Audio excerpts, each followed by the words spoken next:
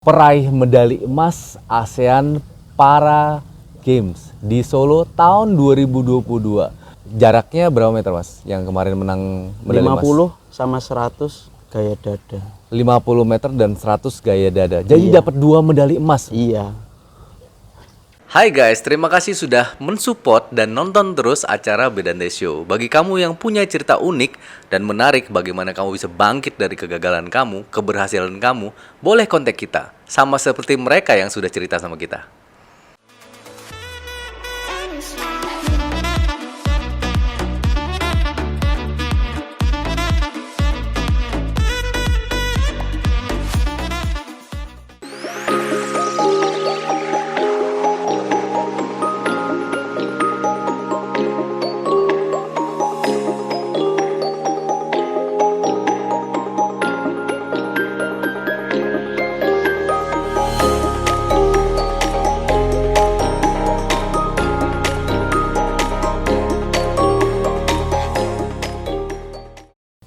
Sahabat Bedante, masih di Lord Inn Solo, hotel resort yang keren banget, dan terutama buat anda para jomblo yang mau wedding bisa di sini. Karena apa? Tempatnya keren, outdoornya bener-bener mantap.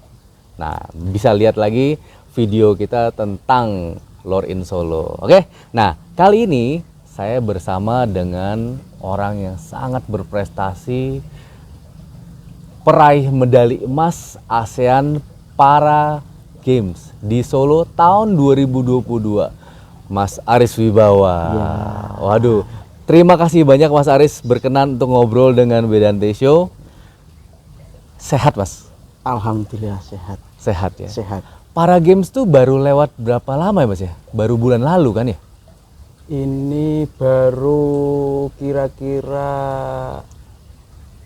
sebulan yang lalu. Sebulan yang lalu? Sebulan yang lalu. Dan sekarang udah latihan lagi katanya ya, Mas ya? Udah latihan itu di sini itu dari akhir Agustus. Akhir Agustus sudah latihan lagi untuk? Ini eventnya ASEAN Para Games Hangzhou. ASEAN Para ASEAN. Oh, ASEAN ASEAN ya, Ya, buat ASEAN. seluruh Asia berarti ya, Hangzhou, di China. Hangzhou, Hangzhou, China. China. Di tahun 2022 juga. Harusnya tahun ini, tapi gara-gara ya teknis diundur tahun depan. Oh, jadi liburannya berapa lama tuh, Mas? Libur abis dapat medali emas, liburnya berapa lama tuh sebelum Nggak ada latihan lagi? libur. Nggak ada. Nggak ada libur. Jadi hari-harinya udah di air terus aja gitu ya. Hari-hari memang di air. Mas Aris ini adalah perenang ya, perenang. Jaraknya berapa meter, Mas? Yang kemarin menang medali emas? 50 sama 100 gaya dada. 50 meter dan 100 gaya dada. Jadi dapat 2 medali emas. Iya. Kurang satu ya, Mas ya? Satu tuh kurang gitu ya, mesti ada 2 ya. Iya. Tapi keren ya. Mas Aris ini asal dari? Saya asal dari Jepara. Asal dari Jepara, Jawa Tengah ya? Iya. Oke. Asli Jepara. Kenapa Mas Aris bisa nyemplung di air, jadi perenang? Awal mulanya kenapa? Mungkin awal mulanya itu nggak terduga. Awal-awalnya itu diajak temen. Awal mulanya itu dikenalin olahraga renang kayak gini. Awalnya nggak tahu sama sekali. Lalu diajak teman? Iya, ketemu nyemplung. pelatih, dikasih tahu. Tuh 2 minggu 3 minggu belum latihan, cuma lihat-lihat temen latihan. Oh, renang kayak gini. Tahu-taunya suka. Tahu-taunya ya mulai ada suka. Habis itu coba ikut latihan, coba lagi. Memang sulit memang Renang ya. Iya. Tapi awal pertama kali diajak temen itu untuk latihan hanya sekedar berenang biasa atau memang mau diarahin ke atlet? Itu dari temen memang mau diarahin ke atlet.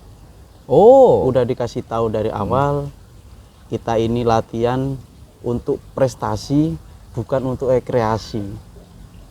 Prestasi bukan untuk rekreasi. Bukan untuk rekreasi. Kan beda, rekreasi sama prestasi itu beda. Kalau rekreasi cuma main, kalau prestasi mungkin lebih dari sekedar itu. Kejar-kejaran ya, Iya. untuk ini belajar ya.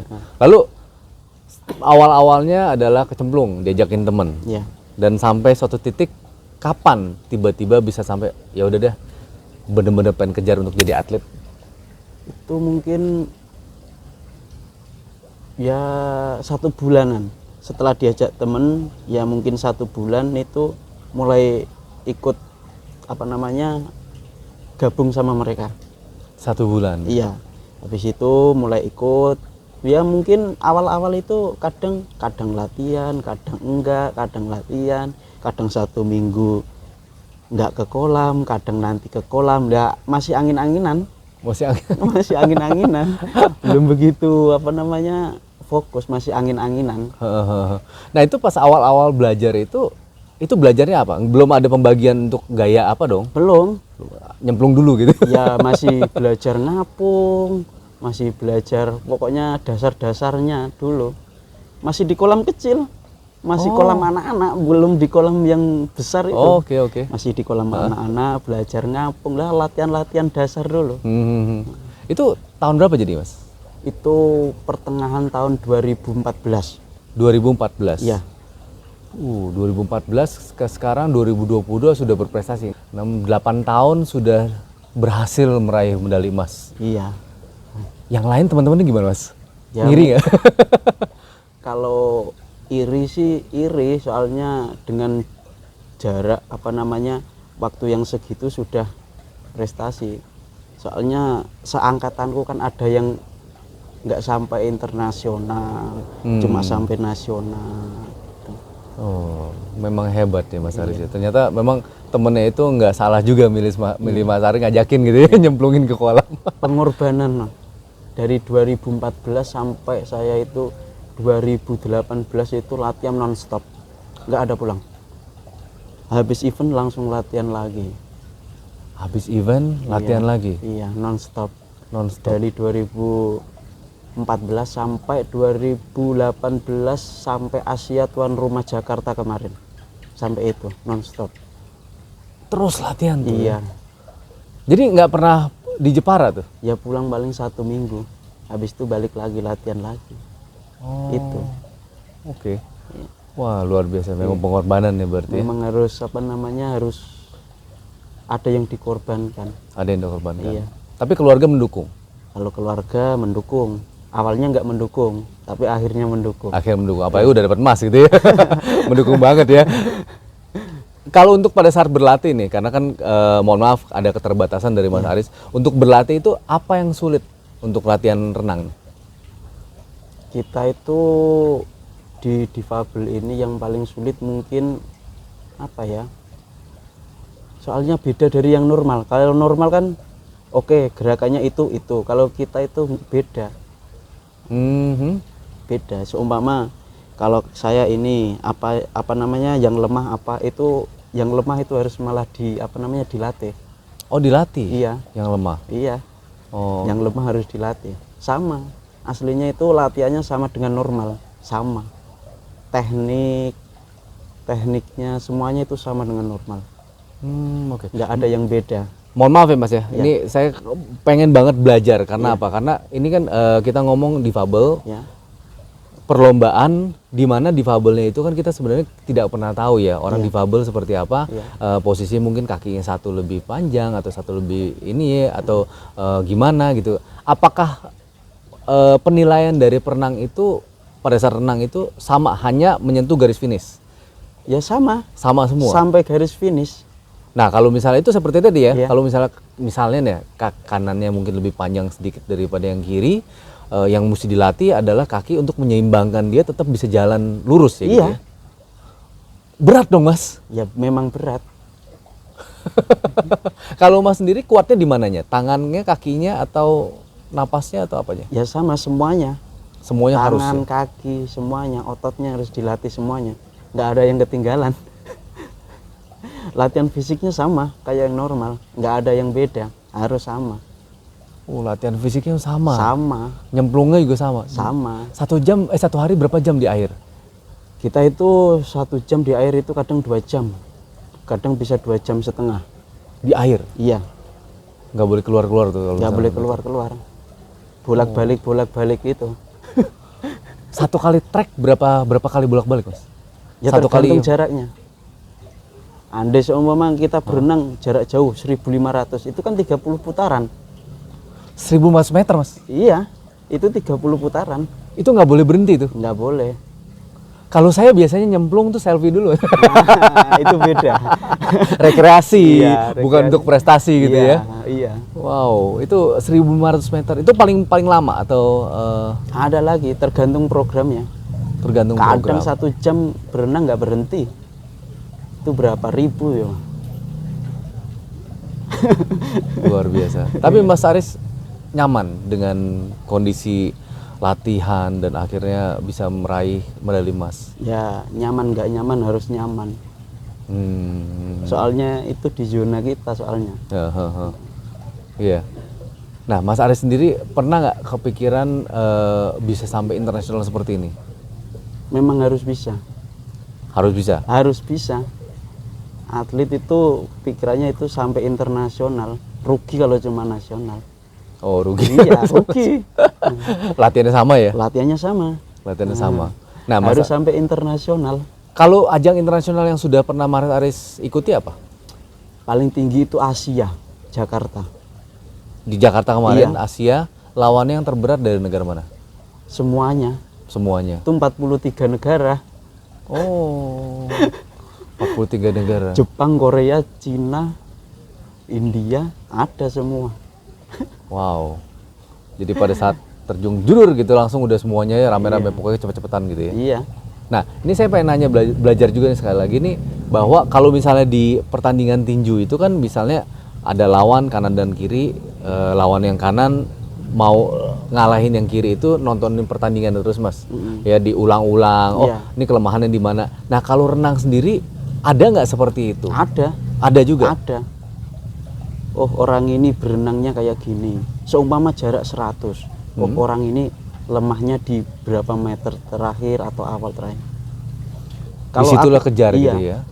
Dulu saya itu pernah pengalaman. Hmm? 2015 saya itu dikalahin sama ini tingkat Asia Tenggara. Pertama kali saya ikut itu 2015. Itu kalahnya itu 25 meter. Saya juara 3. Juara satunya itu jaraknya sampai 25 meter. Oh, jarak kalahnya Iya. itu sampai 20 meter. Wow, berarti satu putar ya berarti ya? Hampir. Hampir satu putar. Iya. Habis itu kan Heeh. habis dari 2015 itu saya analis cara berenangnya. Ada kelihatan ya? Ada kelihatan. Oh, orang ini analis dianalisis. Saya cari apa namanya kelemahannya di mana di sini. Ternyata 2017 ketemu lagi dia kalah. 2017 akhirnya kalah. Iya. Itu nganalis Mas Aris atau dari pihak pelatihnya yang nganalis? Ya saya dulu. Hmm. Saya dulu. Terus ini saya dikuatin terus saya tanya pelatih. Ini dikuatin di mana, Pak? Di pembalikannya kah? Di awal kah? Apa di akhir? Kita saling apa namanya? Tanya jawab sama pelatih. Sambil diintrospeksi Iya. juga gitu kan. Nanti terus latihan kita terapin. Nah, Oh iya. Iya benar juga. Tadi ada ngomong mengenai pembalikan. Berarti itu juga salah satu yang sulit ya. iya, Iya kan kalau misal lurus terus udah momentum aja ya tinggal jalan ya. Tapi kalau pembalikan itu nah Mas Aris ada trik-trik tertentu gitu kalau pembalikan gitu. ada trik-triknya itu ada. So mau berenang 100. Oh, 25 awal pertama kayak gini, kedua kayak gini, ketiga kayak gini, keempat kayak gini. Gitu. Oh. Ada triknya. Kalau cuma sekedar berenang nggak ada triknya, mungkin lawan lebih menganalisis lagi, mungkin kita itu di take over di 25 terakhir kan bisa juga. Paling rentan sebenarnya di awal apa di akhir yang resiko banget? Akhir. 25 akhir ya? Iya. Paling rentan tuh ya. Oh, karena adu-aduan kuat-kuatan napas Iya. gitu ya, adrenalin gitu ya. Dilihat dari event lomba Semarang kemarin, Hah? itu kan yang kebanyakan di akhir itu. Yang Oh. udah habis itu di akhir. Kalau motor di tikungan ya. Iya. Kalau ini di akhir ya. Iya. Terabasnya ya. Finishnya itu. Wow, luar biasa. Kalau pertandingan itu kan udah nggak mikir gaya, yang penting itu kan mental yang berbicara. Mentalnya. Kalau aku itu mental yang berbicara. Skill itu nomor 2, mental yang berbicara. Tapi pernah nggak ngelihat orang yang mentalnya juga kuat banget gitu? Ada. Ada juga. Iya, sampai saya itu kemarin itu down. Lihat nih, Cina. Oh ya? Iya. Kenapa tuh Mas? Kenapa dia bisa sampai seperti gitu? Gimana ya? Dari saya kan lihatnya itu pas apa namanya latihan sebelum pertandingan. Orangnya gimana? Itu dari itu datang. Tapi dalam diri saya itu memang janganlah pertandingan nanti kayak gini. Udah tiap malam, udah angan-angan nanti pertandingan jangan dan kayak gini itu. Tapi kan kalau misalnya kayak ya itu kembali lagi ke tinju ya. Kalau ke tinju itu kan kita bisa ngelihat pada saat di tatapannya, pada saat mentalnya, pada saat dia mukul. Kalau renang yang kita bisa tahu bahwa mental dia, wah ini calon jagoan nih, itu lihatnya dari mana Mas? Kalau saya itu pas mau di locker room, mau ke arena pertandingan itu kan mental udah diuji.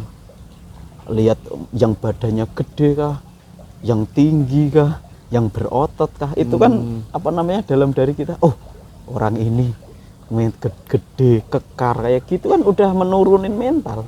Kalau mentalnya udah turun 1% aja udah itu kan Goyang, fokus ya? kan udah goyang, beda lagi. Wow. Harusnya berenang ibaratnya 30 detik, bisa juga 31. Lihat musuhnya yang kayak gitu. Ada seperti itu ya Ada. berarti ya. Sejauh Banyak. ini baru itu yang Iya. kelihatan banget yang berasa. Tapi kalau di kemarin yang di Asian Games Asian Games kemarin, Wah itu kalau ASEAN kemarin itu memang apa namanya nggak seketat kejuaraan yang lain. oh oke. Tapi apa namanya tantangannya kan mempertahankan susah. Pasti musuh sana pengen ngalahin. Bebannya udah dari Bebannya awal lebih ya. tinggi. Tahun sebelumnya juga Mas Aris sudah megang Iya, medali emasnya juga ya, yang ini ya. iya. Oh tinggal sekarang dipertahanin nih, orang Iya. udah ngincer nih, orang udah nontonin Mas Aris terus nih videonya berarti ya. Pasti dilihatin. Pasti diliatin. Tapi kalau di antara teman-teman perenang nih, Iya, pernah nggak saling lomba dan akhirnya ada yang kalah ada yang menang gitu? ada. Ada juga. Kalau di Ada. pon gitu kan misalnya kan Iya. mungkin temenan sama ada juga ya. Ada juga. Oh. Saya di PON kemarin Papua itu bentrok sama temanku sendiri yang di sini. Yang di sini Iya, menang sih bos. Hah? Menang sih. temanku. Sama-sama kan 3 orang di sini semua. Oh. Ada juga bergu Ada gitu juga. ya. Oh. Luar biasa. Renang ya, renang Iya. seru ya ternyata ya sampai kayak begitu ya. Seru pertandingannya. Padahal itu cepet ya masih. Iya, cepet. Kita yang nonton itu sebenarnya kayak baru nyemplung atau udahan gitu. Adu otot, adu mental. Cuma kalau mental gimana mental? Kita kan nggak bisa nyerang mental sebelah dong. Bisa. Bisa. Oh ya? Bisa. Pada saat renang kan cemplung, udah itu kita fokus sama diri sendiri nggak? paling sebelum pertandingan sudah kan Oh, gaya-gaya oke. dulu di locker room itu, di ruang tunggu itu gaya-gaya aja dulu. Musuh lihat kan orang ini, kalau yang nggak kuat mental kan udah down duluan. Oh, ada juga Ada seperti juga. itu. Badan bagus gitu ya Iya. kelihatan kasih lihat ya. Soalnya kemarin aku kayak gitu. Dan akhirnya terbukti. Iya, terbukti. Terbukti. Lawannya kemarin satu deret itu pada saat Mas tuh apa aja? Dari Saya itu kemarin itu yang renang di 100 itu orang baru semua. orang baru semua. Orang baru. Baru yang di 50 itu orang lama. Kebanyakan orang lama. Orang orang baru berarti dari negara-negara, tapi negara-negaranya Singapura, Malaysia gitu. Iya, kemarin itu Kamboja. Kamboja Sama Vietnam. Kamboja dan Vietnam Iya, yang lawan ya. iya. Nah, menurut Mas Aris ya, di setiap pertandingan lah ya, Iya. di setiap pertandingan dimanapun sebenarnya nggak peduli sebenarnya dari difabel atau yang normal, itu fisik atau mental yang paling penting dalam Mental. pertandingan. Mental. Mental. Fisik tuh nggak terlalu gimana. Ya fisik boleh tapi mental yang paling utama. Kalau sudah mau pertandingan di negara manapun mental yang paling utama. Kalau aku mental nomor 1.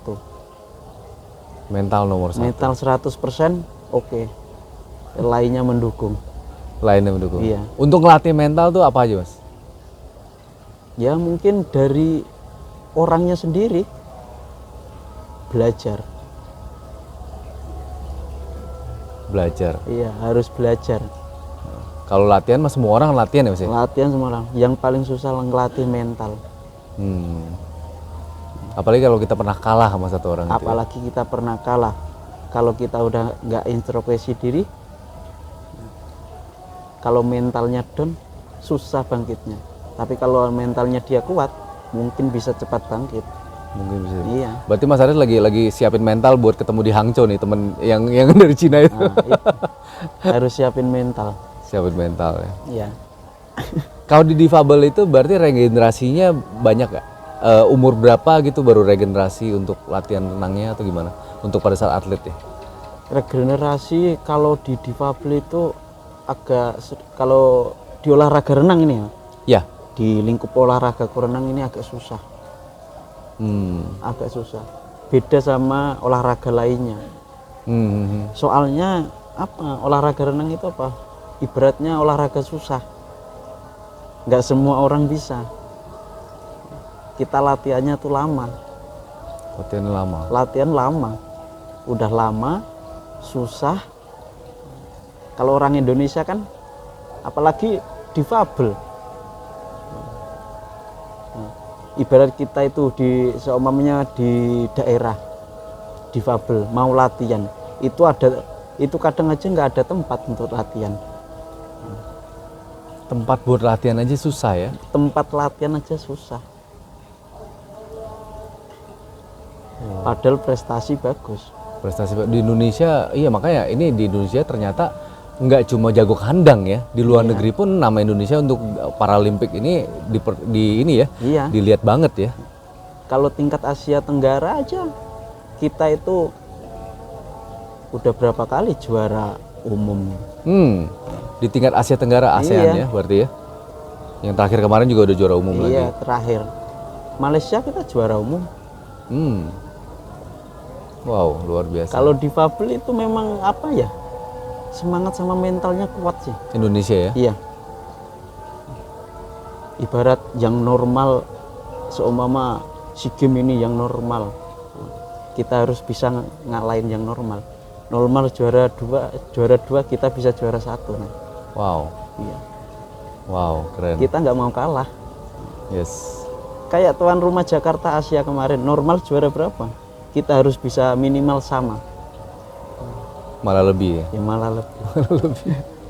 Oke, nah karena sudah mengarah ke sana, jadi saya juga pengen nanya, menurut Mas Aris, kiblat para games ini dan pertandingan olahraga untuk yang normal, yang umum itu kan biasanya kan secara exposure nih, itu kan ada jomplang ya, kelihatan ada jomplang kayak di Paralimpik ini kan informasinya juga saya dapat juga agak kurang gitu kan.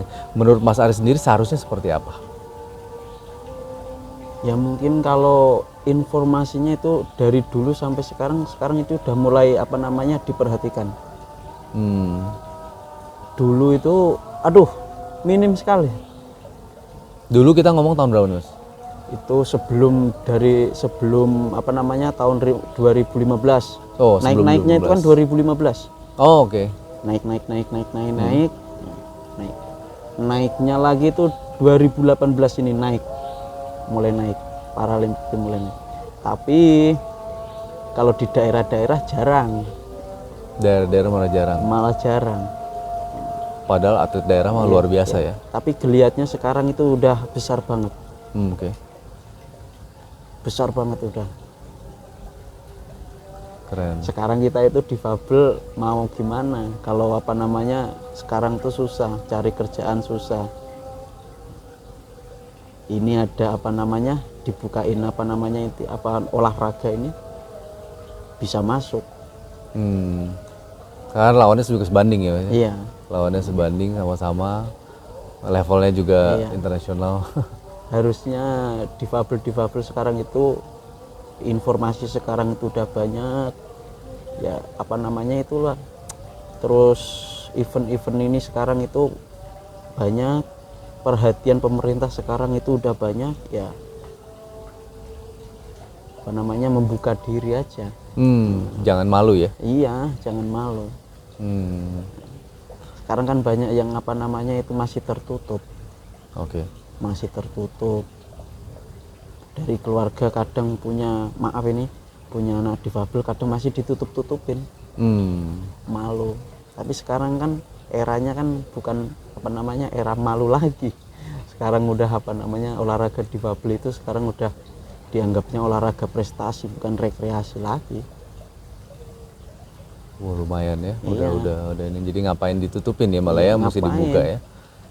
Kalau apa namanya seumpama itu apa namanya anggota keluarganya ada yang difabel, apalagi udah apa namanya bisa juara, itu kan udah ngangkat apa derajatnya olahraga di situ. Banget. Iya banget, iya. Oke, Mas. Kalau saya tanya 3 pedoman hidup yang Mas Aris pegang sampai bisa menjadi pemenang sekarang ini apa, Mas?